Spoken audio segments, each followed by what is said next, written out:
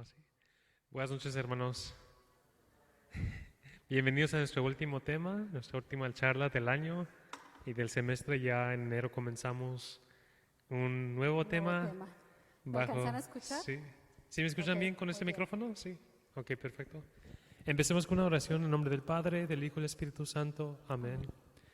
María Santísima, Madre nuestra, te pedimos que intercedas por nosotros en todos los momentos de nuestra vida, especialmente ahorita que estamos esperando la venida de tu Hijo. Te pedimos que nos dispongas para estar abiertos totalmente a su gracia, a su amor y recibirlo con júbilo de la manera que tú lo recibiste, Madre Santa. Te pedimos todo esto por tu santísimo nombre. Amén. Amén. En el nombre del Padre, del Hijo y del Espíritu Santo. Amén. Amén. Bueno, Excelente. padre, hace Sí. tiempo que no nos veíamos con el grupo también que está aquí, con las personas que nos están acompañando desde la casa. Es una bendición que nos podamos reunir y sobre todo que ya es la última charla. Y esta noche vamos a tener dos charlas en una, ¿no, padre? Sí, yo creo Lo que que no sí. hicimos en noviembre lo vamos a hacer noviembre, diciembre y ya para que podamos terminar entonces esta noche. Si tenemos tiempo al final podríamos tener una sesión de preguntas y respuestas y si no tendríamos que dejarlas pendientes, si ustedes nos pueden enviar esas preguntas que tengan para que tal vez a través del boletín o en la siguiente sesión que tengamos podamos responderles esas preguntas que ustedes tienen. Así es.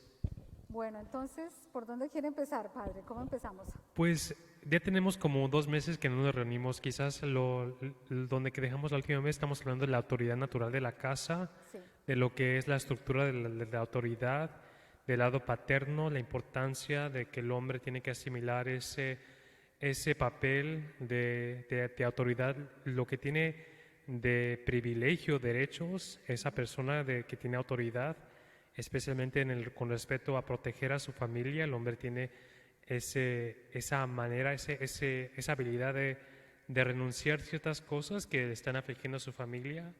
Y también hay la situación de deberes, ¿verdad? sí. Dentro de eso, de que el padre con la autoridad tiene algunos deberes y esos deberes son de ser la cabeza espiritual de su casa. El Sí, modelo de así la fe. es. Y no pienso que no sea casualidad que estemos ya terminando este tema justo cuando estamos esperando el nacimiento del niño Jesús y tan hermosamente en este año que terminamos nosotros en la diócesis honrando a San José y que empezamos el nuevo año a partir del 8 de diciembre también honrando por otro año a San José y a través de él poder ver un modelo de autoridad. Y como decía el padre, ya vimos varios de esos aspectos, los vamos a terminar.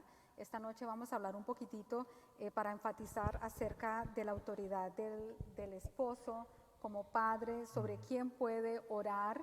Entonces veíamos en la última vez que el esposo, por su papel como su oficio de padre, él tiene derecho a orar sobre su esposa, sobre los hijos menores, él tiene una obligación y una autoridad. Esto es importante destacarlos principalmente hoy en día cuando nos dicen que los psicólogos modernos nos dicen a los padres que nosotros no podemos hablarles muy fuerte, no se puede levantarles la voz a los niños, se pueden traumatizar. Y no estoy diciendo que tengamos nosotros que hablar con violencia, ni mucho menos, ¿verdad? Pero la autoridad tiene que ser firme, Pero que se mantenga la estructura de que autoridad se mantenga la dentro. estructura de Sí. la autoridad y no que sean los niños los que estén llevando la autoridad en la casa. Y aquí quisiera hablar de un ejemplo particular. Sí, yo también tengo otro ejemplo Usted que tiene uno quizás otro, también. sí. Bueno, hace un par de años nos llegó un caso particular en el que era una psicóloga que quería hablar un poco desde la parte espiritual, desde el punto de vista espiritual, cómo funciona lo de la autoridad, porque ella tenía un caso en el que los padres tenían su primer hijo, el niño tenía 4 años y mi pregunta era, ¿usted a quién está viendo, al papá o a la mamá? Y me dijo, no, el problema es el niño de 4 años. Digo, un niño de 4 años ya con problemas de psicología y me dice, sí. Dice que un día el niño hizo un tremendo show que no se quería ir a dormir todavía y la mamá le hace la pregunta, ¿qué quieres tú que yo haga para que te vayas a dormir? Y le dice, quiero que nos llevemos todo para la tina del baño y vamos a hacer un camping en la tina del baño. Y la mamá estaba cansada de que el niño no le hiciera caso y se fueron esa noche y hicieron camping en la tina del baño. Al siguiente día, ¿qué hizo el niño? quiso otra vez que hicieran el camping en la tina del baño porque le pareció divertido lo que estaban haciendo los papás. Esto sucedió por una semana. A la semana siguiente el niño ya no quiso que fuera dentro de la tina del baño, sino que se fueran debajo de la mesa. Y así duró por un mes. Y cuando los papás tratan de hablarle ahora al niño, de decirle que esto es imposible, ellos tienen que trabajar, ellos están trasnochados, no tiene sentido lo que está sucediendo, el niño se levanta, va al counter de la cocina y toma los cuchillos para lanzárselos al papá y a la mamá. Ellos habían perdido totalmente la autoridad. Y eso es precisamente lo que necesitamos nosotros evitar, llegar hasta esos extremos en donde cuando se dejan que sean los hijos los que estén tomando las decisiones, especialmente a una edad tan pequeña. Se supone que los padres somos los que somos los modelos, tenemos la autoridad, tenemos el rol, ¿verdad?, con ellos, de decirles, de formarles, de indicarles. Entonces, esto de la jerarquía de la autoridad es muy importante que la tengamos siempre en cuenta en todos los momentos de nuestra vida. Porque no solamente algo espiritual, no solamente es algo de batalla espiritual, pero también es simplemente como formación, buena formación humana para un hijo. Porque si esa estructura no se vive dentro de la casa, la autoridad no desaparece. Más bien la autoridad la asimila al niño dentro de sí mismo y dice, yo tengo la autoridad. Se vuelve autoritario. Sí, exactamente, y empieza a decir, la autoridad está en mí, lo que yo quiero que se haga. Y luego imagínense un niño que crece con esa mentira en su mente, yendo a salones de clase, dando tanto conflicto con los demás, haciendo su propia voluntad y no sometiéndose a la autoridad de los demás o reverencias a los demás. Es una receta para destrucción, yo diría, para un niño. Y en alguna oportunidad alguien nos preguntaba qué se hace cuando por mucho tiempo se ha dejado de usar o de ejercer esa autoridad. Y siempre, como les habíamos dicho en otra sesión, primero que todo hay que ir a la confesión, ¿verdad? Y luego empezar a hablar entre esposo y esposa y decir, esto lo tenemos que cambiar y tiene que haber una comunicación, una coordinación. Debe ser lo que diga el papá debe tener eco en la madre y viceversa, lo que diga la madre debe tener eco en el padre y el niño ver que hay un cambio. Nunca es tarde para cambiar y menos si es para el bienestar de los hijos, de la familia y la estabilidad del hogar, ¿no? Así es.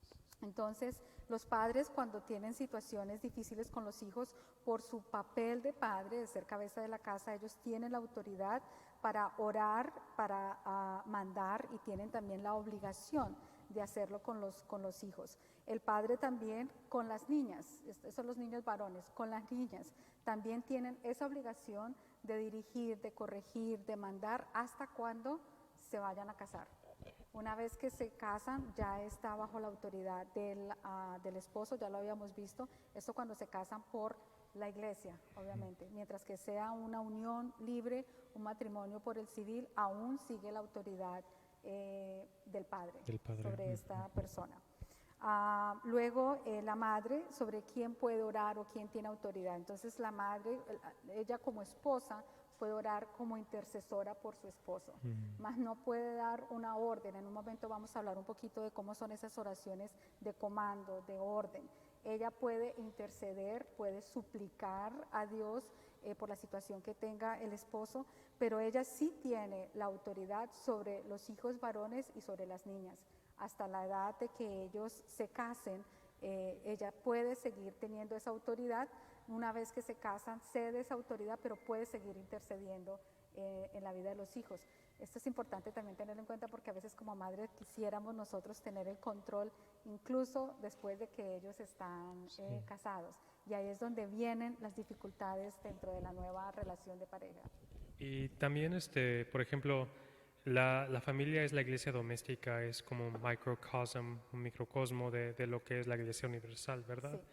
Esas estructuras también están dentro de la iglesia, ¿verdad? Igualmente. Sí. Entonces también vamos a hablar de qué pasa cuando un sacerdote no ejerce su autoridad, un obispo no ejerce su autoridad, o un papa no ejerce su autoridad. La vamos a ver en un momento cuando terminemos toda lo que está en la jerarquía de autoridad del padre, de la madre, sobre quién puede orar. Entonces, por ejemplo, los padres tienen el derecho de aconsejar a sus hijos, incluso si ya son adultos. Igualmente la madre tiene derecho, tiene la obligación de aconsejar siempre a los hijos. pero hay que diferenciar entre la autoridad para hacer que ellos hagan algo y el don del consejo, ¿no? Que siempre debe estar por el bienestar de los hijos. Y prácticamente, ¿cómo se ve eso? Porque a veces estás en reuniones familiares y luego la mamá puede decir enfrente de los hijos, sus nietos, hija, no deberían hacer esto. Eso no es bueno, ¿verdad? No es bueno, ¿No? para nada, porque el padre o la madre pueden tener, o sea, es decir, en este caso serían los abuelos, pueden tener razón de llamarle la atención al nieto, pero como está el padre o la madre presente, ellos no lo pueden hacer. Ellos tienen que referirse al papá o a la mamá del niño para decirle, mira, esto no está bien, no decirle directamente al nieto. O no pueden usurpar la autoridad. Exactamente, estaría usurpándolo y entonces, ¿qué pasa? Que los nietos empiezan a ver que hay un favoritismo tal vez, o lo contrario, cuando los padres están tratando de implementar algo de autoridad sobre los hijos y los abuelos son los que dicen, ay, no seas exagerado tampoco, el niño no está haciendo tan mal, y le empieza a quitar la autoridad al papá y a la mamá. Es un problema después. Por eso los hijos, los nietos casi siempre van a buscar a los abuelos y se crean diferencias, especialmente después de pasar una temporada con los abuelos, regresan a casa y es un desastre total, ¿no? Entonces los abuelos, el tiempo que tengan a los hijos en la casa, deben tener en cuenta las normas que tienen en la casa para poderlas continuar, porque no quieren que vayan contra de lo que los padres están haciendo, obviamente si van de acuerdo con la moral y con lo normal que debe tener una casa, una iglesia doméstica, tienen que estar de acuerdo, tiene que haber un eco en ese sentido también. Luego, cuando después de que los niños los muchachos ya están adultos, ellos tienen el derecho entonces a aconsejarlos, y aquí tengo una nota en donde dice que les dan el consejo por el derecho que les da el cuarto mandamiento de honrar a padre y madre. O sea, ellos siempre deben escuchar con respeto los consejos que le dicen los padres, que le dan los padres. No quiere decir que necesariamente lo vaya a tener que llevar a cabo, pero siempre deben escucharlo con respeto. Y luego dice que deben ellos por piedad, es decir, la piedad en los hijos se hace manifiesta al ver que sus padres ya adultos necesitan de este respeto y de este apoyo, y por piedad les escuchan, aunque ellos no vayan a ejercer o llevar a cabo lo que los padres les piden. Y también es importante aquí darnos cuenta de que en el sacramento del bautizo, ahora ya dejamos los padres, los abuelos ya saben lo que tienen que hacer, y ahora vamos a ver cuándo puede recurrir una persona a los padrinos de bautizo, que tienen un papel muy importante dentro de la educación y la formación espiritual de los ahijados, particularmente cuando los padres están ausentes, cuando fallecen. Son los padrinos los que van a tomar ese papel, ese rol espiritual. Entonces, ¿qué pueden hacer los padrinos cuando saben que sus ahijados se han desviado del camino? Se supone que los padrinos han estado desde el momento del bautizo, han estado pendientes de esos ahijados, pendientes de la formación, pendientes de llevarlos a la misa, de darles un buen consejo, no solamente de regalarles cosas, eso viene secundario, y cuando sea el momento los padres pueden recurrir obviamente a sus compadres para poder pedir ayuda y apoyo en los consejos que necesiten para darles a los ahijados que ellos tienen. Es muy interesante que hace tiempo escuché a un sacerdote decir que nosotros vamos a tener que darle cuentas a Dios no solamente de nuestros hijos, sino también de nuestros ahijados. ¿Cuánto oramos por ellos? ¿Cuánto hicimos por ellos? Sí. ¿Qué hemos hecho para que ellos progresen en su vida espiritual, ¿no? Sí, y eso se simboliza también en el rito, porque en el rito de bautizo, en tanto como el nuevo como el antiguo, la vela se le da al padrino. Entonces el padrino se toma esa responsabilidad de decir, voy a proteger esta luz. Y si se apaga la luz, pues la vela quedó en tus manos. Es algo muy, muy intenso de pensar. Por eso nosotros siempre, cuando llega una hoja de una aplicación para ser padrino, tenemos que llamar y con muchos escrúpulos tenemos que preguntarle a la persona, ¿estás consciente de lo que te vas a contraer? El compromiso que vas a contraer. Y luego ese mismo día, de nuevo, el rito pregunta, ¿están de acuerdo en lo que van a hacer? Sí.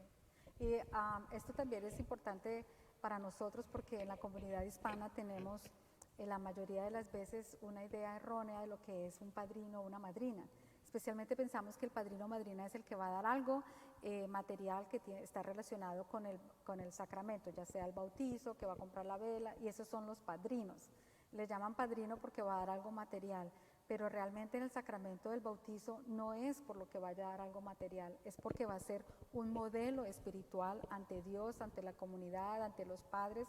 Para este mismo niño va a ser un modelo espiritual. De ahí que la iglesia pregunta, hace tantas preguntas que a veces dicen, pero ¿para qué tanta cosa si simplemente va a ser el padrino?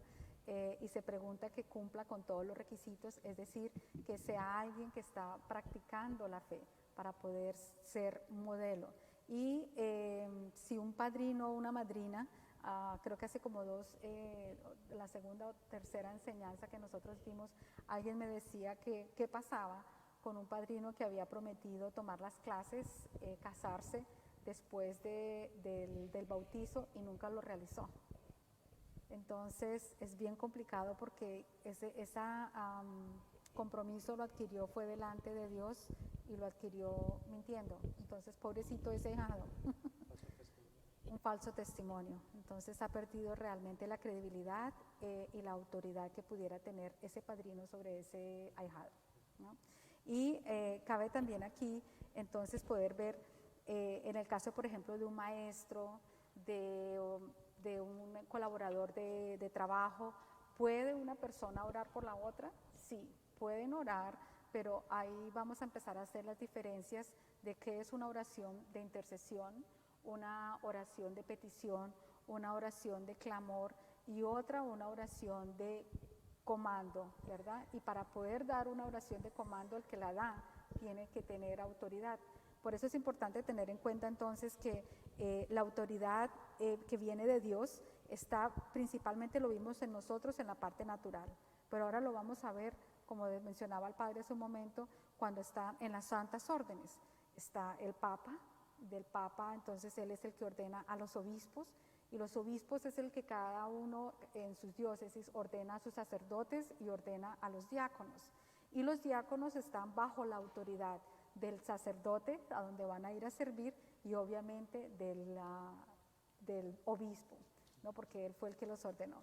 Entonces, a mí siempre me gusta hablar y aclarar un poquito más esto, porque en la conferencia a la que asistimos nos estaban comentando la dificultad que había cuando llegaban a las iglesias, empezaban a invitar gente que hablan muy bueno, que son tremendos predicadores, en fin, pero nadie les averigua cómo está en su obediencia, ¿no? Si está de acuerdo con lo que su sacerdote, su párroco le está diciendo que debe cumplir, de acuerdo con el obispo, pero no solamente el obispo y el párroco de donde él viene, sino el obispo a la diócesis que va a visitar y también al párroco de la iglesia a la que va a visitar. No sé si usted quiere hablar un poquito acerca de eso, Padre. Sí, también, por ejemplo, como con situaciones de revelaciones privadas, la iglesia tiene la manera de cómo averiguar si alguien realmente está teniendo como una inspiración de nuestro Señor, una visión de Nuestra Señora. Y lo primero que la iglesia ve para averiguar como la credibilidad de este acontecimiento es de si esta persona está bajo de obediencia, si está siendo obediente a su párroco, a su obispo, y si está viviendo bajo de esa estructura. Sí. El minuto que esta persona empieza a desobedecer y a tomar las cosas por su propia cuenta, entonces ya vemos que esto no es algo inspirado o tiene raíces o orígenes de parte de Dios, que más bien puede ser algo sobrenatural, pero no del buen espíritu, sino del maligno. Sí, y eso particularmente tiene un efecto espiritual muy poderoso sobre las personas, especialmente cuando ellos quieren orar por otra persona e imponer las manos, ¿no? Es decir, nosotros como bautizados podemos orar los unos por los otros, estamos llamados a orar los unos por los otros, pero esto de la imposición de manos es bastante delicado, porque si la persona no está preparada para hacerlo, no tiene el permiso, no sabe lo que está haciendo, puede llegar a haber incluso una contaminación espiritual. En la conferencia que nosotros asistimos durante el verano, la conferencia virtual, decían que más del 70% de los casos que a ellos les llegan es precisamente por contaminación espiritual, de personas que estuvieron andando de iglesia en iglesia, de movimiento en movimiento, buscando quién les impusieran manos. Y cuando ellos se fueron a dar cuenta, las personas que decían tener estos dones no tenían el permiso, no tenían la autoridad para poderlo hacer.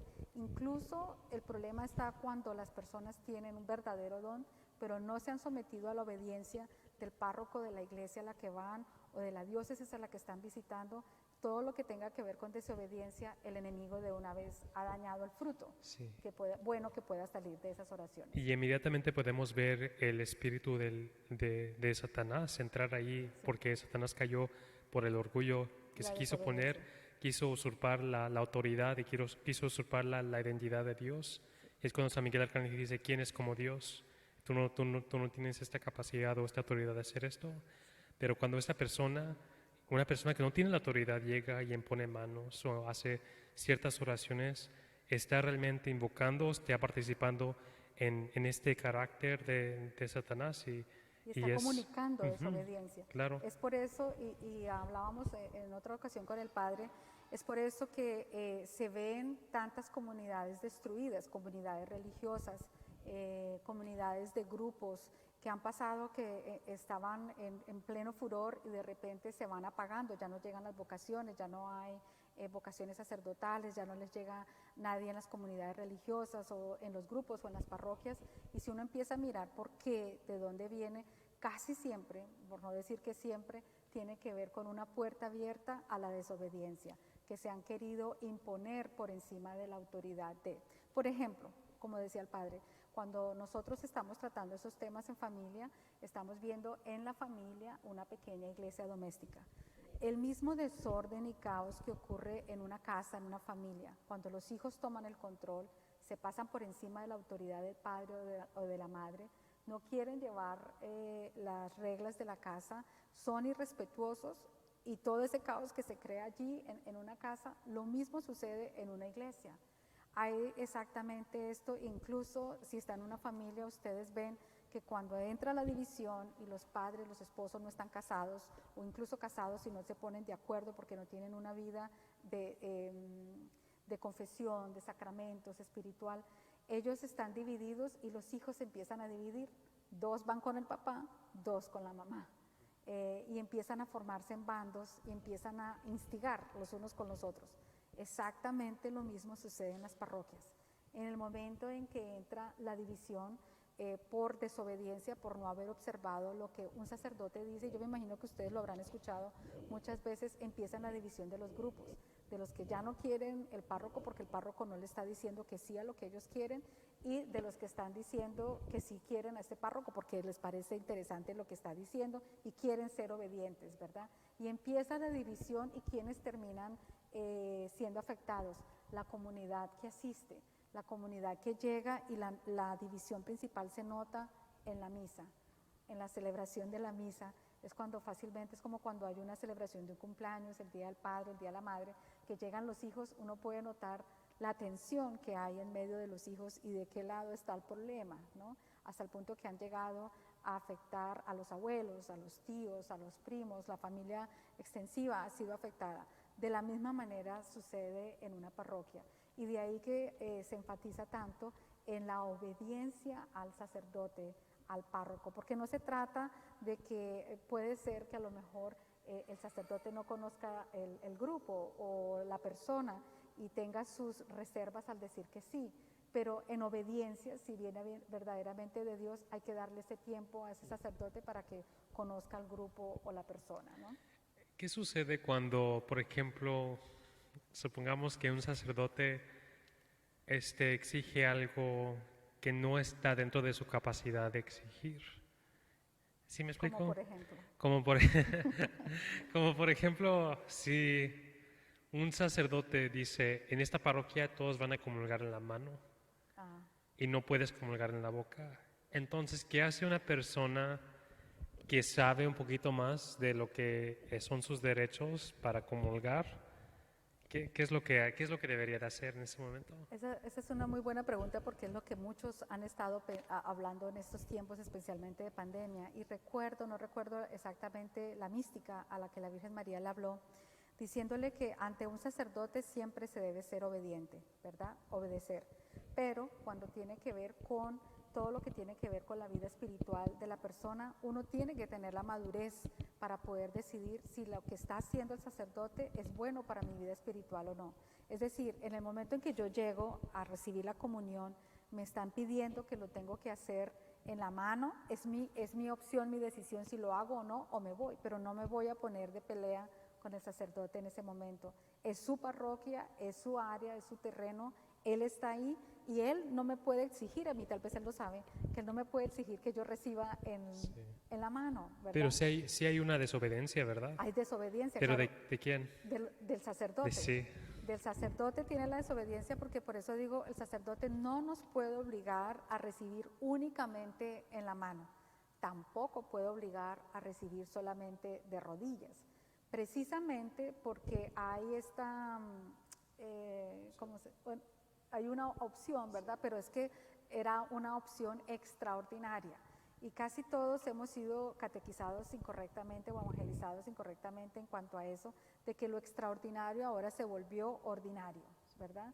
Entonces hay muchos que quieren hacerlo extraordinario, ordinario, es decir, con frecuencia todo el tiempo y no solamente para algunas excepciones. Entonces el sacerdote no puede hacer eso, pero la persona no se puede poner a discutir en ese momento con el sacerdote. Sí, ¿no? pero eso nos puede llevar a entender de una manera mejor, más plena, que la autoridad no viene en sí de la personalidad del sacerdote, No. sino que viene de la iglesia, que se le fue dado a través de Dios. Sí. Y por ese lado, vamos a seguir ahora que ya vamos entrando por ese lado. Lo mismo lo que sucede con los sacerdotes, porque los ha habido, lo hemos escuchado, sacerdotes que han sido muy carismáticos, no quiero decir que son de la renovación carismática, pero que tienen el carisma de atraer a la gente, hablan, enseñan muy bien y de repente se fueron de la iglesia. Y las personas estaban siguiendo no al sacerdote para que lo llevara a Cristo, sino a la persona. Y cuando ese sacerdote se ha ido la mitad del rebaño.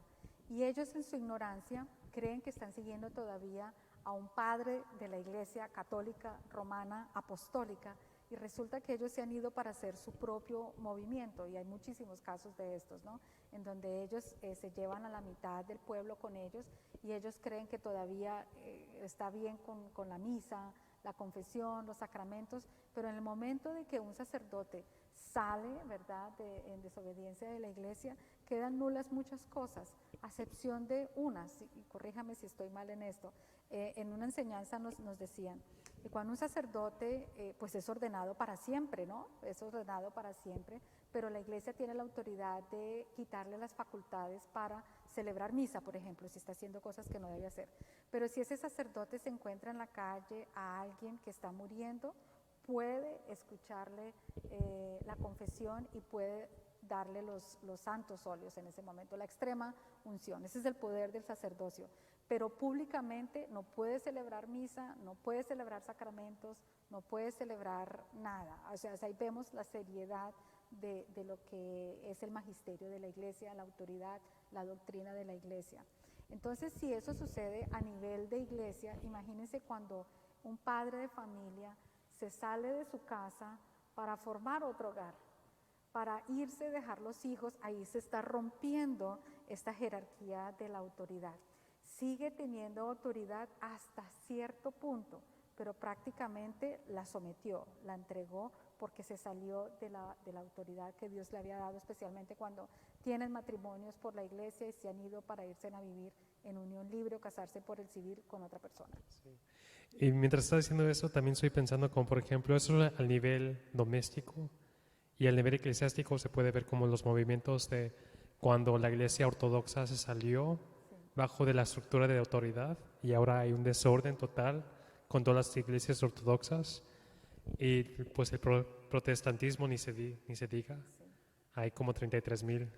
Más, creo que la última vez que leí eran como 50,000. Y muy interesante que el protestantismo, me imagino que la mayoría ya lo saben, pero que inició, como dijo el padre también hace poco en una homilía, por un mismo católico. Es decir, hay que tener en cuenta con las buenas intenciones que nosotros tenemos, ¿verdad? Nosotros queremos llegar a la santidad, queremos hacer cosas bien, pero la iglesia ya nos ha dado todos los caminos que debemos de seguir cuando hay alguna irregularidad, cuando tenemos que arreglar algo. No podemos brincarnos ¿verdad? Las autoridades que tenemos. Interesante ver en algunas iglesias también, algunas veces las personas no les cae bien el padre o ya saben que el padre les va a decir que no e insisten en ir de padre en padre, de pueblo en pueblo, hasta que finalmente encuentran uno que le dijeron rapidito la historia ahí al salir de la misa de domingo. Y el padre le dijo, sí, tienes razón, eso lo puede hacer, pero sin conocer la historia completa y finalmente vienen después a la iglesia a decir, ya hubo un padre que me dijo que sí puedo hacer esto que quiero hacer, ¿no? O por ejemplo, sucede como cuando alguien viene a buscar la guía espiritual de un sacerdote y el padre le dice, quiero que haga esto, esto y esto, pero a la persona no le gustó, entonces se fue para otro lado. Es como cuando uno va al médico y dice, no me convenció este médico, no me voy a tomar las medicinas, no voy a hacer esto, voy a buscar otro que no me ponga una dieta tan estricta, por ejemplo. Y en ese momento, cuando estamos nosotros haciendo eso, brincando de un lado para el otro, empieza a haber que desobediencia, porque el enemigo sí sabe, oigan bien, el enemigo sí sabe quién tiene autoridad sobre quién. Él sí sabe. Tanto que por eso lo dejaron en la escritura bien clarito, cuando están estos hermanos judíos que querían exorcizar, ¿recuerdan? Y ellos dijeron que con la autoridad que tiene Pablo, ¿no? Y en el nombre de aquel al que Pablo pronunciaba, ellos no tenían ninguna autoridad. Y los demonios, ¿qué fue lo que contestaron? Nosotros conocemos quién es Pablo y sabemos Pablo a quién está predicando, sabemos quién es Jesús, pero ¿y ustedes quiénes son? Eso es lo que a mí por lo menos me impacta mucho. Los demonios saben quién tiene permiso para hacer qué, quién realmente ha sido enviado y quién no. Y los frutos de todo eso se ven después. Por eso es que hay que ser muy celoso. Por ejemplo, ustedes en sus casas, si saben que hay alguien que tiene como malas amistades o lo que sea, le dicen a sus hijos, no quiero que venga más ese muchacho aquí, o cuidado cuando venga el primo fulano de tal, porque puede tener una mala influencia y ustedes están al tanto de todo lo que está sucediendo. Asimismo tenemos que darle gracias a nuestros sacerdotes, que ellos todos son celosos de sus parroquias y cuidan de que nadie vaya a venir aquí a armar un lío y hacer cosas que Nos no damos tienen que cuenta de hacer. todo. ¿Cómo? Nos damos cuenta de Se todo. dan cuenta de todo aunque ustedes no lo A crean. veces ni queriendo. A veces por casualidad, ¿no? Sí. Se dan cuenta de todas las cosas que están haciendo. ¿Qué?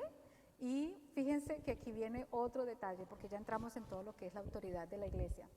Hay grupos que inicialmente se hayan podido formar una iniciativa en una casa, por ejemplo, pero cuando el grupo ya se ha concretizado, es un grupo que realmente está sólido, con evangelización sólida, con buena catequesis, se dan cuenta de que como bautizados ellos no pueden estar afuera como una célula ajena a una parroquia.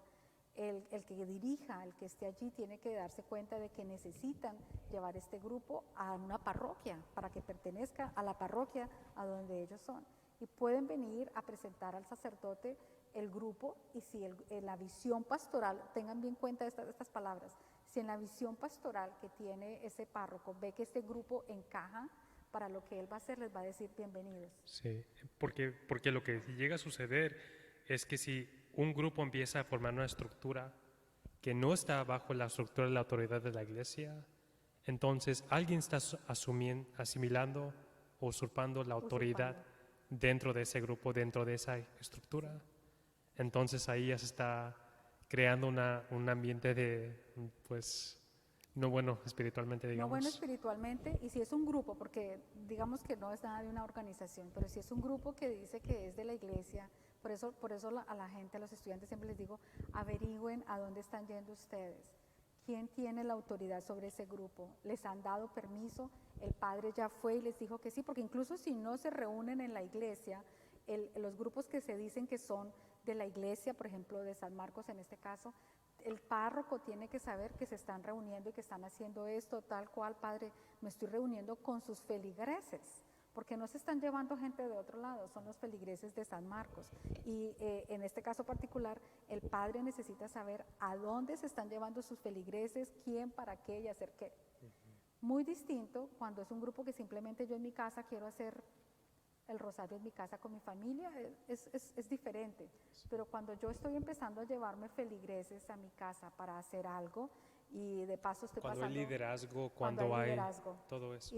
Y dicen que son de San Marcos, se presentan como de San Marcos, ahí todos tienen que preguntar y el padre ya sabe, ya tenemos autorización para hacer este grupo, sí o no, ¿verdad? Incluso si el grupo no se reúne dentro de la iglesia.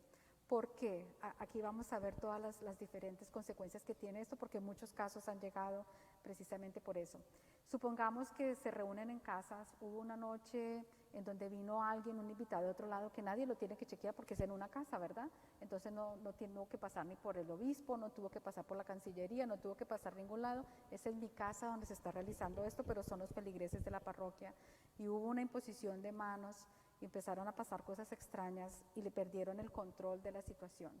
Empiezan todos a gritar, a creer que pueden gritarle al diablo, y resulta que al diablo no se le saca gritando, por si acaso alguien quiere saber. Entre más grite, más desorden hay. El Señor Jesús nunca mostró en la Biblia que para sacar a un demonio tuviera que gritar. Y hay mucha gente que le encanta gritarle al diablo y que yo te ordeno y que no sé qué, y quién eres tú para ordenar. Sí, ¿no? eso es muy interesante porque ahorita que lo dice, me recuerdo de una experiencia que tuve con una situación similar. Y simplemente lo que me fascinó totalmente, porque fue mi primera experiencia como una situación de estas, fue de que yo pude, de una manera muy dócil, o no muy dócil, pero de una manera muy firme, pero igual no exagerado, pude decir, a través de mi sacerdocio te ordeno que hagas X, y sucedía. De una vez. Así, Sí. sin gritar, sin nada, simplemente nomás le decía a la persona, te ordeno que hagas esto, y lo hacía. Y El poder del sacerdocio. eso me impresionó, así como no tienes idea. Lo deja uno impactado, que me imagino, ¿verdad? Para el sacerdote, wow, y este es el poder que tiene el sacerdocio mío, porque al decirle a un demonio, en el nombre de mi sacerdocio, porque es un sacerdocio que viene de Cristo, el demonio tiene que obedecer.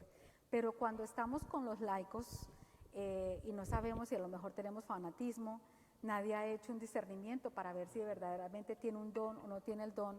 Por eso siempre es bueno preguntarle, bueno, ¿y a ti quién te dijo que tú tienes ese don?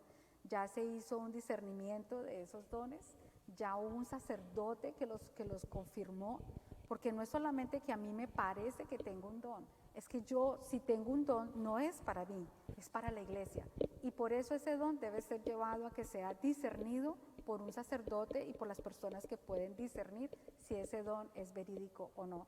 Y el hecho de que le digan que sí, no quiere decir que ahora puede ir por todo lado a hacer y deshacer con ese don. Si es de la iglesia, ¿verdad? Si es verdaderamente verídico, es para la iglesia, y en el lugar en donde el sacerdote le diga, aquí lo puede hacer. No cuando digan, no, pues que es que yo lo tengo el don, el padre mío de mi parroquia me dijo que sí, yo voy a llegar aquí a su iglesia y yo voy a hacer esto que yo quiero hacer. No.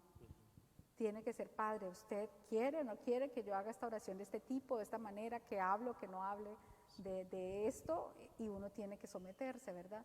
Porque en la desobediencia se hace un mal a quien. La persona que vino, visitó, se fue, pero dejó un desastre en esa comunidad.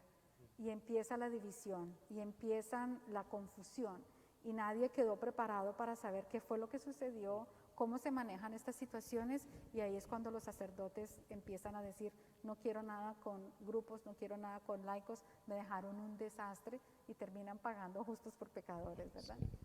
Pero también cuando empezamos a ver como la importancia de la necesidad de la estructura, podemos ver que no es para como quitar la libertad de los grupos o la creatividad de los grupos, es para protegerlos. Para protegerlos, sí. Para protegerlos de ciertas situaciones, porque vemos en la primera instancia cuando Jesucristo llama a los apóstoles, a los discípulos, y los lleva a Galilea, y van por el mar de la Galilea.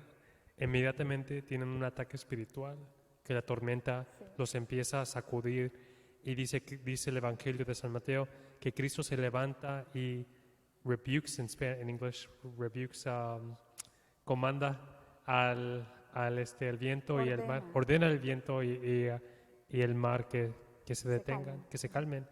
Y es la misma palabra que usa el evangelista cuando Cristo expulsa al demonio, también cuando llegan a la costa, que nos está enseñando que esto es un ataque espiritual a un ministerio, que están comenzando a seguir al Señor y se están organizando, y que inmediatamente cuando se organizan hay un ataque espiritual. Pero cuando están dentro de la barca, O sea, dentro de la estructura hay una protección ahí. Cuando estemos afuera de la estructura, entonces ahí estamos a riesgo, ¿verdad? Está en riesgo y no solamente la persona, sino toda una comunidad, una parroquia, una comunidad religiosa, ¿verdad?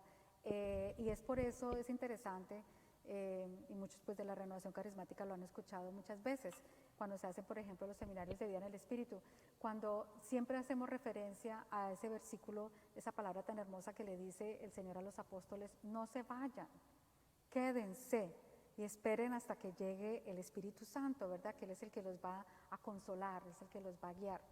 Pero ese quedarse, si supongamos nosotros no estamos allá en Tierra Santa, ¿qué significa?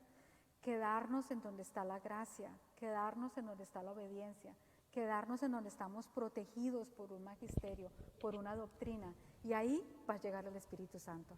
No necesitamos salirnos de la obediencia, no necesitamos buscar en ningún otro lado.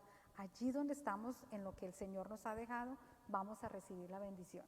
Y por eso siempre les digo a las personas, uno no puede ir a cualquier lado, no puede estar dejando que le imponga a cualquier persona las manos, uno tiene que tener mucho celo, recelo con estas cosas, ¿no? Especialmente, antiguamente no, pero hoy más que nunca porque hay mucha desobediencia, mucha gente que quiere imponer manos y no se han dado cuenta a los que les van a orar, que a lo mejor están en situaciones en donde ni siquiera tiene el sacramento del matrimonio, no se puede acercar a la confesión, no puede acercarse a la Eucaristía, no le gusta rezar el rosario, no le gusta ir al Santísimo. ¿Qué creen ustedes que le puede comunicar?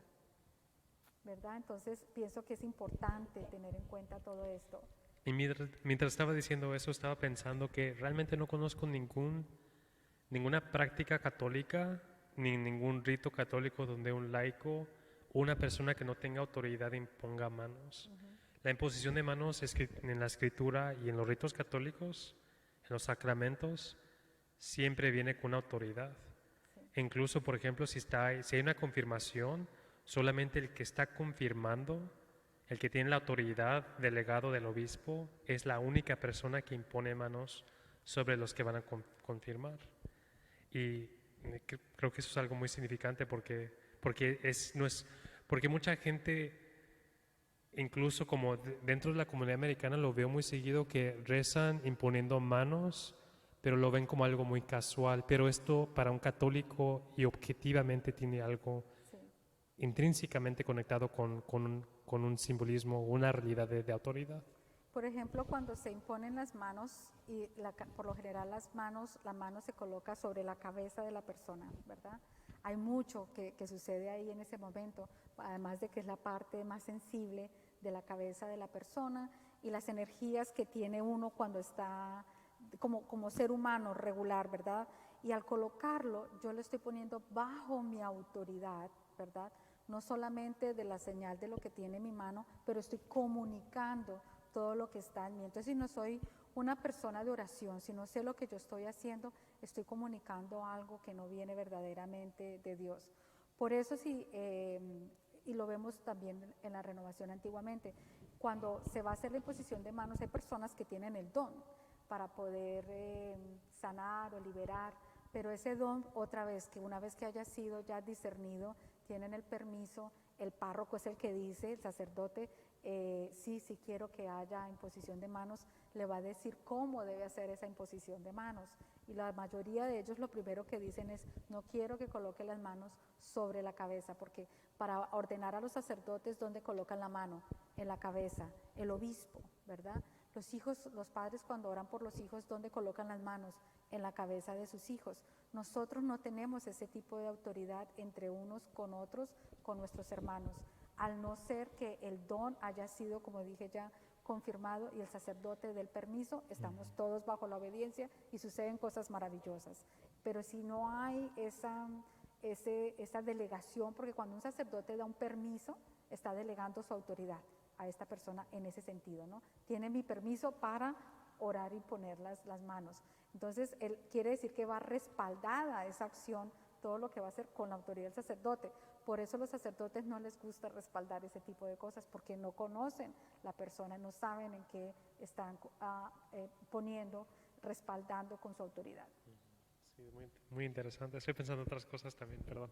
Sí, yo pensé que me iba a hacer alguna pregunta. Sí, tengo unas preguntas, pero Quizás todavía lo estoy formando. Ok, entonces fíjense la importancia de la jerarquía de la autoridad en toda nuestra vida. Siempre que tengamos alguna duda, llevémoslo primero a nuestra iglesia doméstica. ¿Permitiríamos nosotros que otra persona, por ejemplo, que no es de la familia, venga para coger autoridad sobre los hijos, castigarlos? ¿Verdad que no?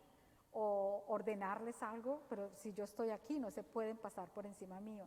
De igual manera, cada parroquia tiene un sacerdote y todo tiene que ser pasado por el sacerdote. Yo sé, ustedes dirán a veces pecamos es más por falta de conocimiento que por mala intención. Las intenciones son muy importantes. A veces dicen, no, pues yo pensé que el padre iba a decir que sí, porque como siempre nos dice que sí. Pero resulta que esa vez en eso particular les iba a decir que no, porque él no estaba de acuerdo con eso. Por eso siempre hay que asegurarnos que estamos todos cubiertos con la autoridad de la iglesia. Estaba pensando que es muy interesante, yo sé que se lo ha dicho a los que participan en el Ministerio Hispano,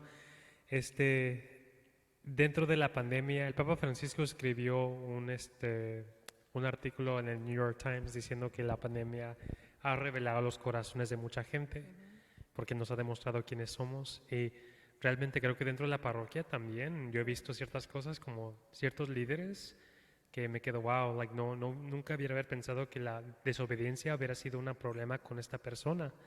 Y le he dicho a la hermana Rosa y a los del Ministerio Hispano que dentro de la comunidad hispana, muy dóciles a la autoridad, o sea, muy buenos. Nunca ha habido, bueno, yo no he recibido, a lo mejor usted ha recibido, pero yo no he recibido quejas de lo que estamos haciendo con respecto a la misa, con respecto del distanciamiento. Y hay ciertas veces que llega gente, está muy frustrada ya con todas las restricciones y dicen, Padre, tiremos ya todo esto, todo lo que dice el obispo y vamos a hacer como nosotros queremos. Y tienen buenas intenciones porque quieren crear como un ambiente católico, un ambiente de Están fe. cansados, sí. Están cansados, pero la manera de cómo conseguir esos bienes no es la correcta. Y ahí es donde puede realmente entrar algo malo. Y lo estoy viendo ahora con grupos que eran muy exitosos, ahorita están sufriendo bastante. Ahí es donde, bueno, pues pasan todos los grupos por prueba, ¿verdad? Todos los grupos tienen que pasar por algún momento de prueba donde iban todo viento en popa y ahora entonces tienen que llegar para enraizar la fe, ¿verdad? Tiene que haber un bajón para ver que realmente Cristo es la roca, la base sólida de ese grupo. Pero también volviendo un poquito, antes de comentar sobre este grupo en particular, los grupos que a veces llegan a las parroquias y se formaron en otro lugar. Por ejemplo, que quieren que en Virginia tenían un grupo grandísimo determinado y ahora quieren traerlo aquí. El hecho de que el grupo haya tenido éxito allá no quiere decir que aquí también. Y algunas veces lo forman y lo hacen fuera de la iglesia, pero se dan cuenta que, si lo llevamos para la iglesia nos conviene, porque vamos a tener un salón de actividades, vamos a tener todo lo que necesitamos para el grupo, pero lo vamos a hacer solo por eso. Dios conoce la intención de todo y tarde que temprano va a quedar a la luz de que realmente era más como por usar a la iglesia que realmente para que el grupo fuera parte de la iglesia, ¿no? Y ahí es cuando muchos grupos se disuelven y tienen que irse. El problema es que terminan llevándose a muchas personas que los estaban siguiendo a ellos y que quieren continuar siguiéndolos aún a pesar de saber de que están en desobediencia, que están en contra de lo que el párroco está diciendo, ¿no? Y con el grupo mucha gente quiere, y pienso que esta es la oportunidad para decirlo, muchas personas tienen sus propias ideas sobre lo de la pandemia, sobre las mascarillas, en fin.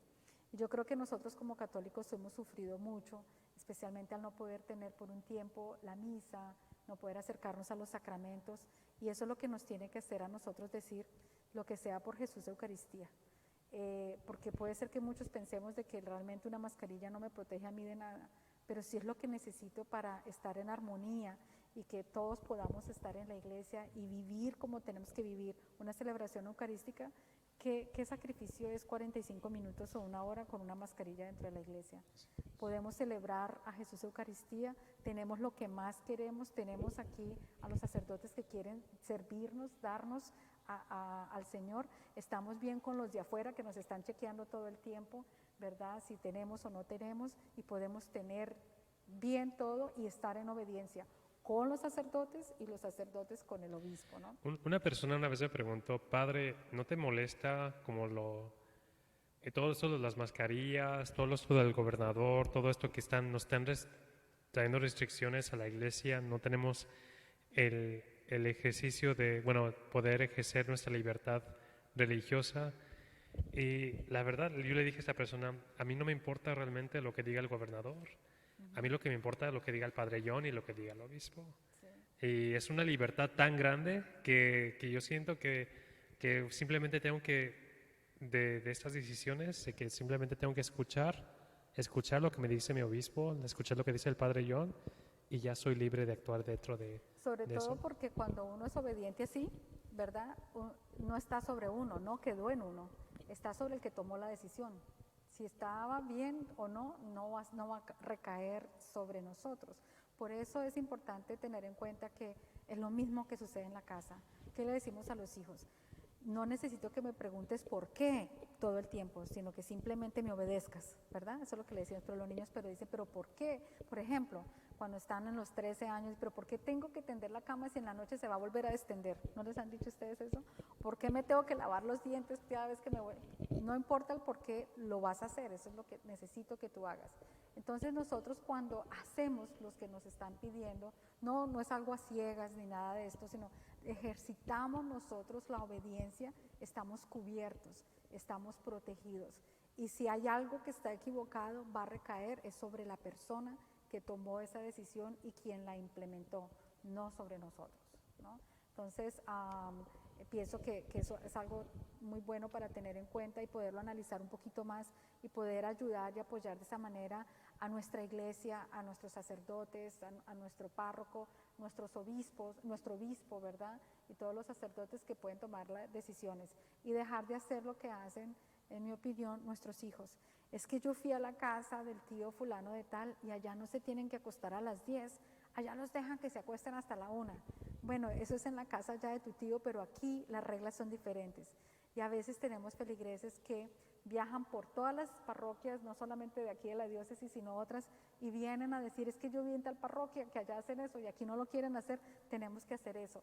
Recuerden, cada párroco tiene una visión pastoral para su parroquia, sí, y nosotros podemos siempre, ellos están abiertos a las ideas. Nosotros, el padre sabe, yo todo el tiempo estoy inventándome cosas, padre, ¿qué tal si hacemos esto? Padre, ¿qué tal lo otro? Pero hay que mirar primero si encaja dentro de la visión que tiene ese párroco y nunca pensar que es que ese padre no nos quiere o no quiere hacer eso, es que todavía no es el momento, ¿no? Así es. No sé si quiere hablar un poquito acerca de la... A ver, 8:38. 8:38, ok. 8:38. Si quiere. Hablar un poquito sobre la autoridad para dar bendiciones. A nosotros los hispanos nos encanta dar bendiciones, ¿no? Siempre decimos, obviamente, que Dios te bendiga, pero el dar la bendición, ¿a quién se la podemos dar? Eso es muy importante. ¿A quién le podemos dar la bendición? Entonces, la autoridad absoluta y el poder absoluto, ¿de quién son? De Dios, ¿verdad? Y Él es el que nos va a dar a nosotros por ley natural. Nosotros recibimos una autoridad para poder bendecir a ciertas personas. ¿A quién podemos nosotros bendecir? Entonces, por ley natural, el padre, por su oficio, ¿verdad? Por su oficio, quiere decir, por su cargo de padre, él tiene la autoridad y el deber de bendecir. Hoy en día da mucha tristeza ver que hay muchos padres que no bendicen. Eso no, eso es para otros, ¿verdad? Da como vergüenza o no sé qué es lo que los inhibe para no bendecir. Y si supieran el poder que hay en una bendición, así como el padre estaba diciendo hace un momento, de cuando él daba la bendición a la persona y decía, por la autoridad de mi sacerdocio, y el demonio obedecía, así mismo sucede con los hijos. En el momento en que los padres dan la bendición a los hijos para protegerlos de cualquier mal, el enemigo tiene que escuchar. O de alejarlos de ciertas personas. De alejarlos de ciertas personas, primero sí, por ley natural, porque digamos que no tiene sacramento del matrimonio ni nada de esto, pero por ley natural, por este cuarto mandamiento, le obedece, ¿verdad? Lo protege. Pero ahora imagínese si tiene vida sacramental, si se acerca a la confesión, si está con Jesús Eucaristía, el poder que lleva esa bendición, ¿no? Va con total convencimiento.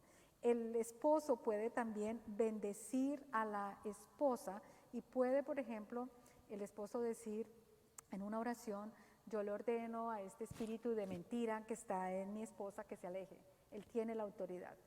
Pero la esposa no puede dar esa orden si el que mentiroso es el esposo. La esposa tiene que suplicar a Dios. Quiere decir: Señor, yo te pido que por favor alejes de mi esposo ese espíritu de mentira. ¿Sí se dan cuenta la diferencia? Sí, pero también, por ejemplo, el matrimonio también es un contrato, ¿verdad? Sí, Entonces hay un intercambio de bienes sí. y en ese Materiales y espirituales. materiales espirituales, y parte de los bienes materiales es el propio Bienestar. bien, no, o sea, hasta el propio cuerpo de De la la otra persona. persona. Sí, sí, sí. Entonces, por ejemplo, si un hombre está siendo infiel a una mujer, ella puede decir: quiero que se me regrese lo que es, Sí, claro. lo que es, Lo que es mío. lo que es mío, Lo que ¿verdad? me corresponde. Ella puede hacer un tipo de oración pidiendo y exigiendo, ¿verdad? Que se le regrese lo que el demonio le ha quitado a través de la infidelidad.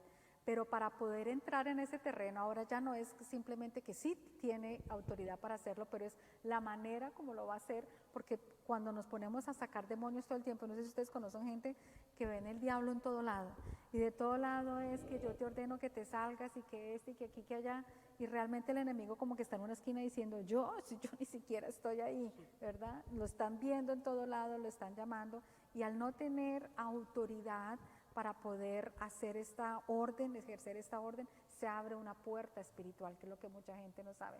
Pero en el caso concreto de lo que está diciendo el Padre, sí, las esposas pueden orar dando esa orden de que se le devuelva lo que el demonio le ha quitado. No quiere decir que va a ir allá donde con la que está siendo infiel y que le va a decir que usted es el demonio que me tiene que devolver lo que me ha quitado, sino es la oración que está haciendo para acercarse a Dios en petición. Y los papás juntos pueden tener por su oficio, tienen la autoridad para poder bendecir a sus hijos. Juntos tienen la misma autoridad. Ahora, los abuelos pueden ellos bendecir a los hijos, pero ya viene siendo con una oración que no es de orden, sino de petición. ¿Sí se dan cuenta de la diferencia? ¿Cuándo pueden tener ellos pueden interferir o dar una oración exigiendo? Si tienen la potestad de los nietos. Si les han cedido, ¿cómo se dice? Sí, si le han cedido. Sí, emancipation, No, emancipación es cuando se van. Si les han dado la autoridad, alguien tiene la palabra por ahí, cuando le entregan los derechos, como si fuera una adopción, pero el custodio, ¿cómo se llama un custodian? Los custodios que tienen la potestad sobre los nietos que oficialmente quedaron, ¿verdad? Ellos pueden hacer ese tipo de oraciones. Esta hoja que yo estoy leyendo, tal vez en algún momento pudiéramos sacarla y yo la podría sacar en español, porque pienso que sería bueno que todos la pudieran entender, que fue lo que nos entregaron a nosotros en la conferencia, para antes de dar una bendición o hacer una orden con algo, pensar: yo tengo autoridad para esto, porque cuando uno no tiene autoridad, el enemigo se devuelve contra la persona.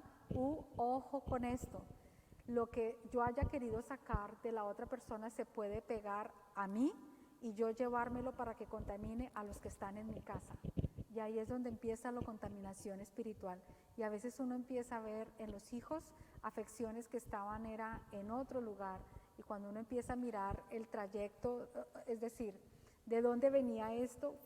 El móvil fue la desobediencia de esta persona, que se puso a sacar demonios que no iba a poder sacar sin ninguna autoridad, y más bien el contraataque viene con los hijos. De ahí que, por ejemplo, para el padre particular que nos dio esta conferencia, pide que las personas que trabajan en el Ministerio de Liberación no pueden tener niños pequeños en casa, ni pueden haber mujeres que estén embarazadas, porque el enemigo a los primeros que va a ir a atacar es a los más débiles, que son en los hijos, ¿verdad? Entonces por eso a veces da tristeza ver tantas personas que andan sacándole demonios a todo el mundo, van a las casas y no sé qué, y gritan y pelean y hacen un montón de cosas, y ellos tienen hijos en las casas y después vienen las consecuencias de todo lo que ellos han hecho fuera de la autoridad de la iglesia.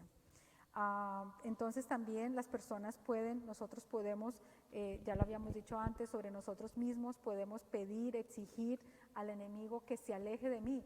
¿Y yo por qué tengo autoridad? Pues porque yo fui la que le abrió la puerta, por el pecado, ¿no? Por eso en una oración de liberación tienen que suceder varias cosas. Una, que tiene que ser el deseo de que ser liberada la persona, y debe la misma persona rechazar el enemigo a la que le abrió ella misma la puerta. ¿No le parece interesante eso, padre?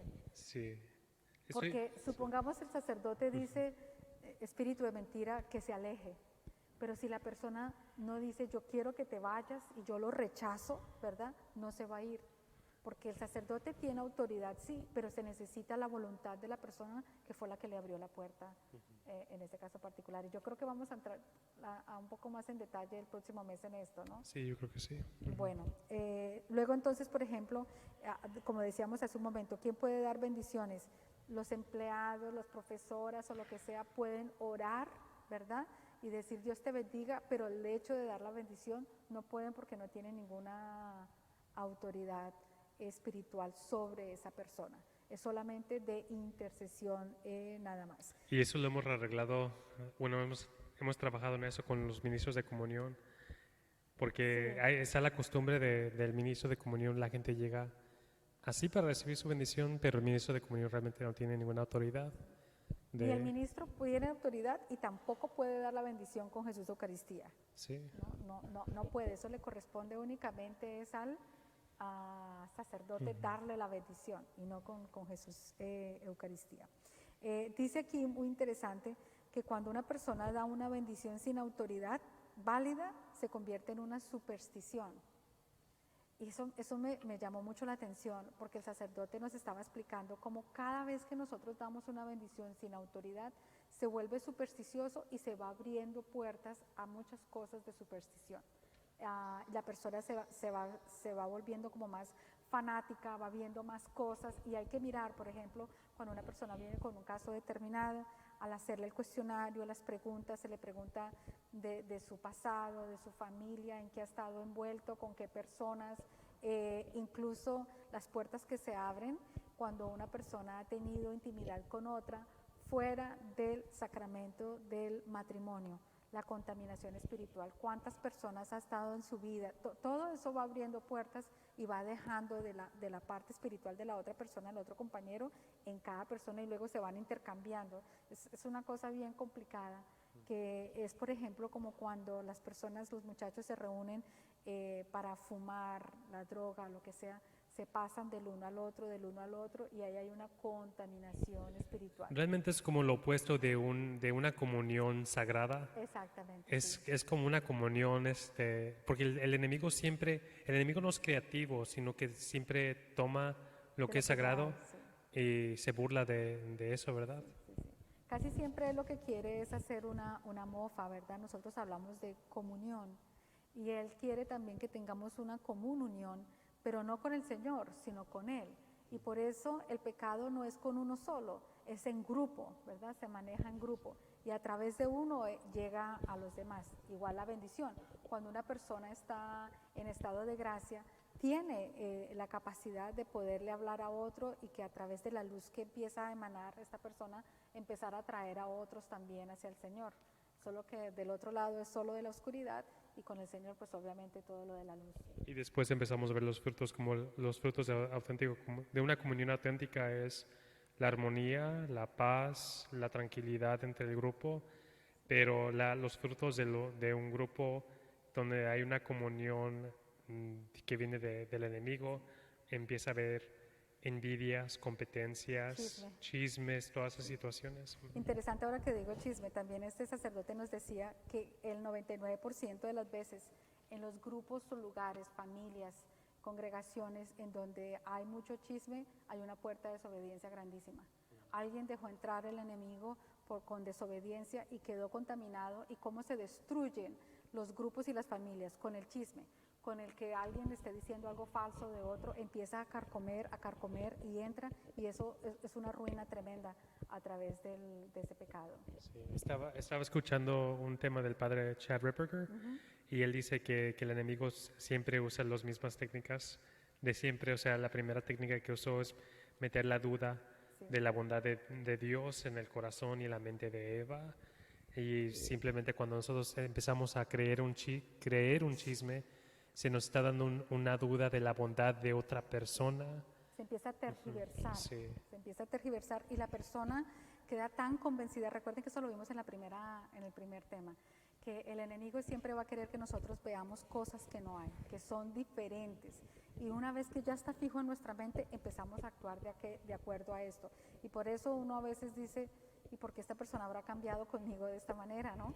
¿Qué fue lo que pasó? Algo o alguien le dijo algo que le hizo creer que la situación era diferente. De ahí que por eso hay que confesarse del pecado del chisme, porque arruina terriblemente, no solamente, lo curioso de todo esto es que arruina la fama de la otra persona, pero también deja como este veneno en el corazón y en el alma de todos aquellos que lo compartieron, ¿no? ¿Hacemos preguntas? Sí, padre. Sí. Claro que sí. ¿A qué hora son? Todavía nos quedan 10 minutos para preguntas. A ver, los que tengan preguntas. 10 minutos preguntas. Allá hay una pregunta atrás. ¿Será que usted le lleva el micrófono? Sí. O le van a llevar el micrófono.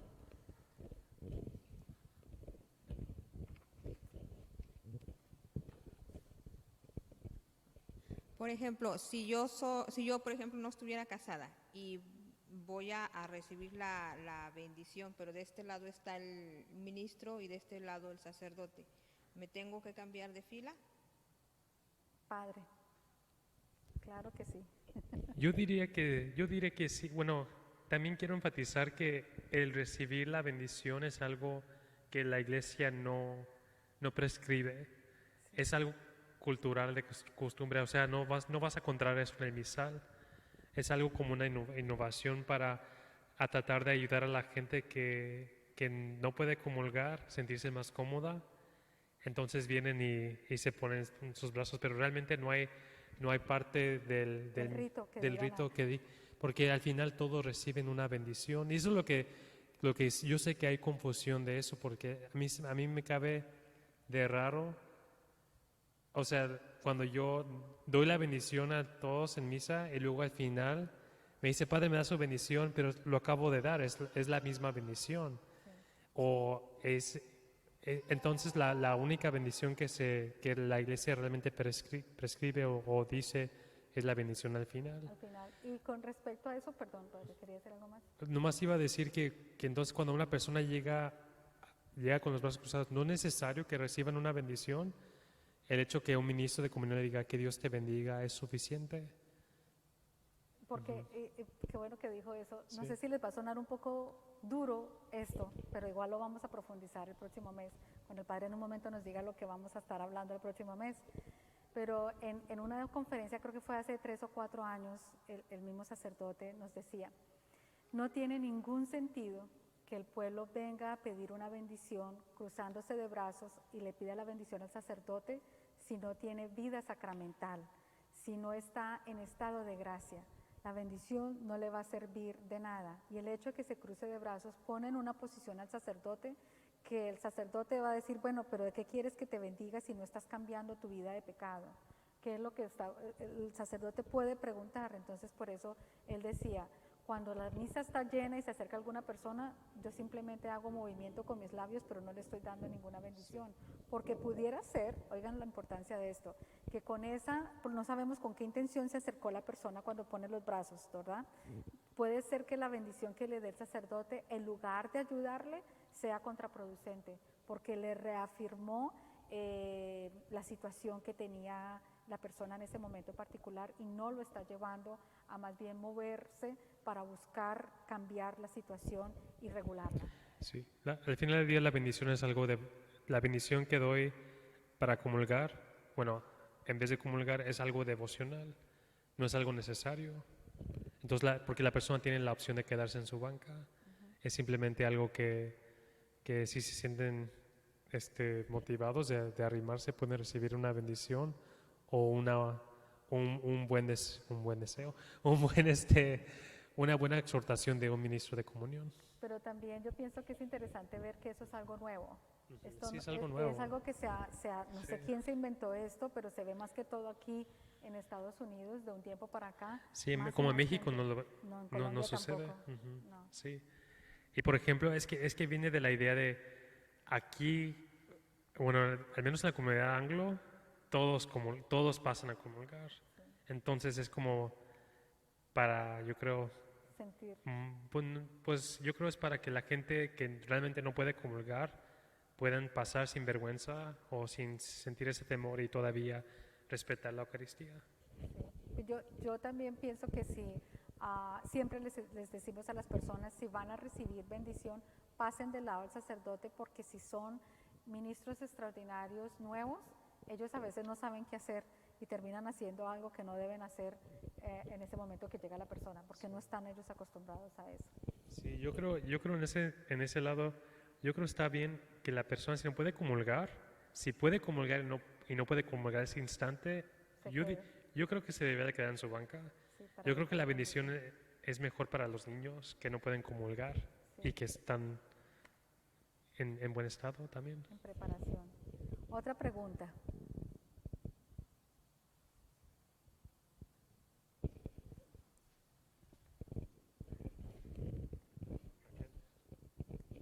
Pusimos a caminar el Padre solo para que quede grabada la pregunta, porque nosotros escuchamos aquí, pero las personas que están viendo el video no. Ok, hablaban de una oración de autoridad y una oración de intercesión. Por ejemplo, madrina de bautizo, que mis ahijadas están en México, ¿cómo podría ser una oración de autoridad? Intercesión. ¿Sería de intercesión? Sería de intercesión. La autoridad es solamente cuando los padres están fallando en su autoridad, tú vienes ahí con la autoridad como madrina.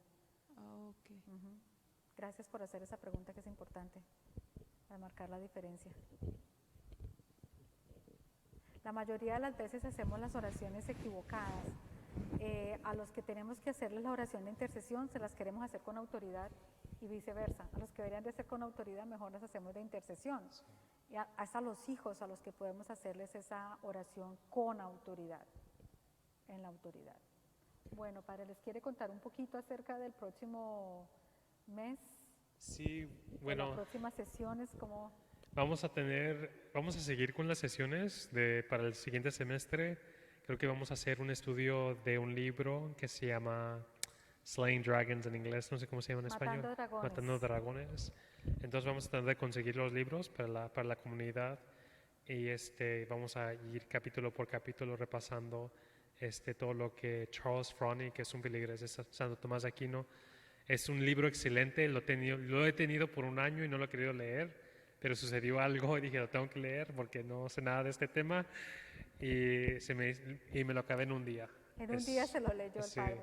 está- Estábamos se llama Slaying Dragons, Matando Dragones. matando dragones y Sí. lo vamos a traer. Yo recién estoy colocando un pedido de libros para ver si podemos conseguir, porque están agotados en este momento. Tan pronto salió en español, se agotó primero que la edición en inglés.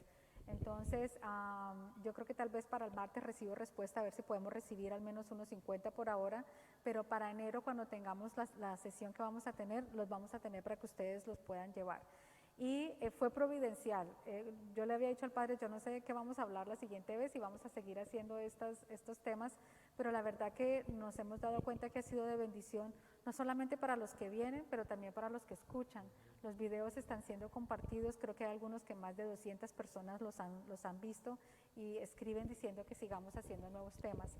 Y particular, al hacer el estudio con este libro, vamos a profundizar, porque sé que hay muchas preguntas, vamos a profundizar muchísimo más en este tema de la jerarquía de la autoridad. Es una continuación y lo vamos a ir viendo más específicamente por áreas determinadas, ¿no? Y con el libro vamos a ver cosas muy buenas como la naturaleza de un ángel, qué es lo que es un ángel, qué es lo que es un demonio, cuál es la meta de un demonio, cómo se manifiesta actividad demoníaca en la vida de alguien, qué es lo que una persona puede hacer para fortalecerse espiritualmente, Las entradas, las puertas las de entrada. entradas y cómo sucede todo eso dentro de una vida moral. por qué la vida moral es muy importante dentro de toda esta dinámica espiritual. Lo único es que cuando empecemos ese tema, seguramente que muchos van a querer hacer sus procesos de los que vamos a hablar, de sanación interior, en fin, porque se van a dar cuenta, va a ser como una radiografía, en donde se van a dar cuenta de que ellos tienen un montón de puertas abiertas y van a empezar a tener sentido muchas cosas que han estado experimentando, ¿no? Sí, y yo soy muy escéptico hacia todo eso. O sea, viene una persona, a mí me dice, padre, tengo una puerta abierta. No, yo creo que no. Yo creo que no, cierra la de tu casa. Entonces soy no, o sea, por favor, son temas muy importantes de tomar porque creo que es una realidad. Y el padre Gabriel Almort y el padre Fortea, todos esos padres que vamos a leer en ese libro, han hablado de que es un tema más, pues se ha presentado más con más casos últimamente, pero no quiere decir que todos estamos poseídos. Y yo creo que para dejarlos preparados para el próximo mes, solamente les podríamos decir esto, que de todos los casos que llegan, si acaso 1 o 2 son realmente exorcismo. Es el fanatismo de la gente, la desobediencia, la falta de vida sacramental y el pecado con el libertinaje de la manera como estamos viviendo, que hace que se abran puertas y que la gente todos crean que a lo mejor están contaminados. Y realmente los exorcismos no son tan comunes como la mayoría de la gente piensa, ¿no? Y es lo que el libro también relata, ayuda a enseñarnos de que no es tan común y nos ayuda a ver de una manera objetiva este estudio. Especialmente para que dejemos de llamar al demonio en todo, porque en todo lo vemos, y también para que antes de dar una orden, de hacer una oración, yo te ordeno que tú salgas, que te alejes, primero nosotros miramos si verdaderamente yo tengo la autoridad para hacer ese tipo de oración y no llegar a abrir puertas. Entonces, si no hay más preguntas, yo creo que ya son las 9. Sí. Sí.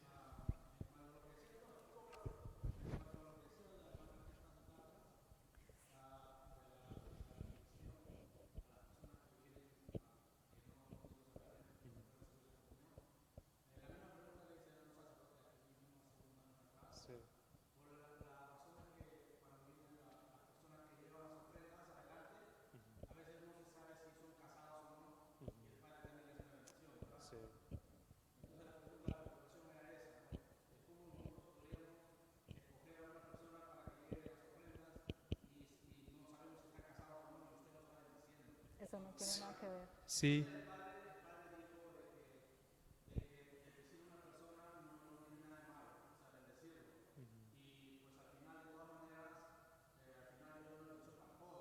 Sí.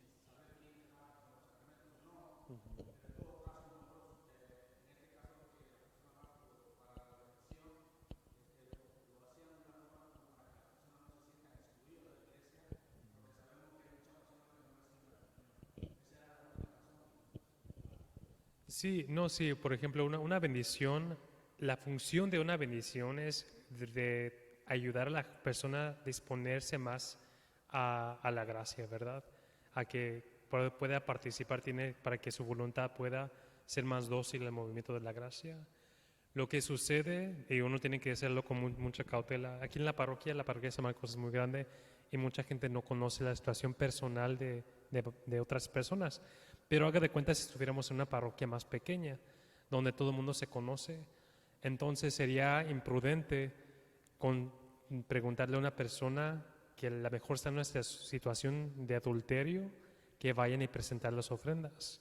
Y esa bendición se puede interpretar de una manera, una afirmación de su estado de vida. No lo es, pero la percepción en ese instante se tiene que considerar. Pero aquí dentro de la parroquia pues es muy difícil porque yo conozco bien a ciertas familias, su estado matrimonial, pocos, ¿verdad? Porque son bastantes. Entonces, y luego es más, yo no elijo a estas personas, usualmente la elige el ujier que está atrás. Pero sí, estoy de acuerdo que cuando alguien viene a recibir la bendición del sacerdote en la comunión es parte de ayudarlos a sentirse partícipes dentro de la misa, pero igual ellos ya son partícipes dentro de la misa, del hecho de estar aquí presentes dentro de la misa. Y la bendición no agrega más una participación de eso. A lo mejor le ayuda a la persona como tener la ilusión de un día llegar a recibir comunión, que sería algo bueno. Pero también, por ejemplo, y la razón por qué lo digo, porque a lo mejor puede llegar un día, puede llegar un sacerdote aquí que no da bendiciones. Yo conozco muchos sacerdotes. Bueno, había un sacerdote en el seminario de liturgia que no daba bendiciones, que llegaban los seminaristas y nomás le decía, sigue. Entonces, las personas que si llegaría ese día donde llegara un sacerdote que dice, no voy a dar bendiciones durante la comunión, porque no es parte de la misa, si es más estricto en ese sentido, entonces la gente tiene que entender que no se les está quitando algo que merecen, porque sí reciben la bendición al final, que es, no hay una distinción en bendiciones en ese sentido. Bueno, yo creo que eso era todo lo que teníamos para hoy, Padre. Perfecto. Terminamos con una oración entonces. ¿Qué tal, Padre, si para terminar Ok. invocamos a San José, terror de los demonios? Ok, claro. Perfecto. En nombre del Padre, el Hijo y el Espíritu Santo. Amén. San José, patrono de la Iglesia, te pedimos que bajo tu título, San José, terror de los demonios, nos liberes de todo peligro, igual como liberaste a la Virgen María y al Niño Jesús de todo daño, de toda persecución. Protege a la Iglesia, protege la parroquia de San Marcos y todos sus feligreses, y protege aquí a todas estas familias que se reunieron con nosotros, y que Dios los bendiga en nombre del Padre, del Hijo y del Espíritu Santo. Amén. Que tengan una feliz Navidad. Muchas gracias. Nos vemos el próximo año. Sí, que Dios los Gracias bendiga. por venir.